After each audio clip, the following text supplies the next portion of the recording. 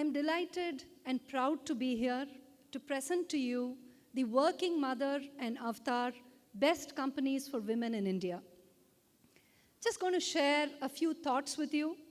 A more detailed version of the study results is going to be presented to you in the form of a yearbook that will be shared with you as you step out of this room, and more scholarly articles around the findings with correlations would be present on the Avatar website in the days to come. So what I'm really going to do is to share with you how this journey really was.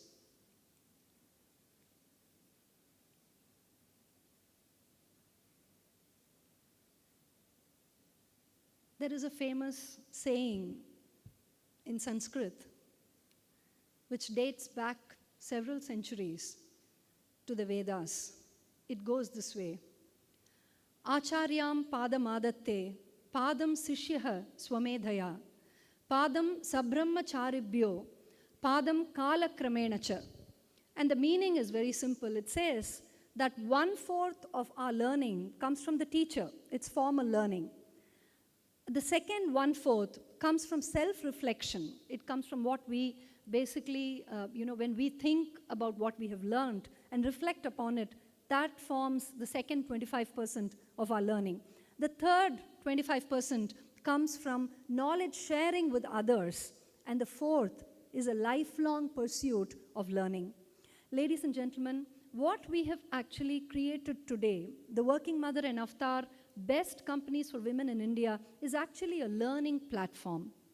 It's a platform where we invite organizations to come together, to share data, to learn from each other, and also to inspire other organizations in this country to be able to rise up when it comes to empowering and advancing women.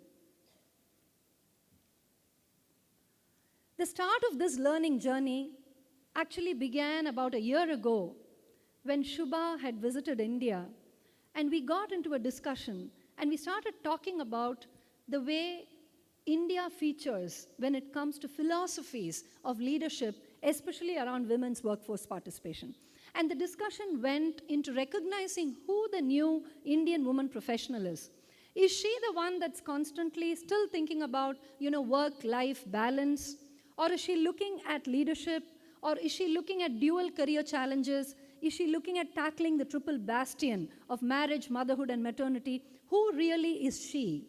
Who is this new Indian woman professional? And how do we make sure that we are able to, recruit her, retain her, and progress her in the Indian workplaces? So when this discussion began, we realized that the new Indian woman professional also requires a new organization. She requires an organization that's understanding, that's enabling, that's empowering, that understands what she wants, and that actually provides that framework, which interestingly then becomes gender agnostic.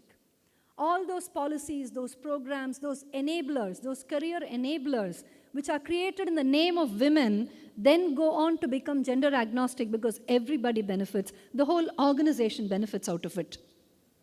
Therefore, the entire discussion around creating a Best Companies for Women in India, which is the first time that Working Mother is actually taking their 31-year-old tool to a country outside of their shores, began. And when we started talking to organizations like all of you, we were actually stunned at the response.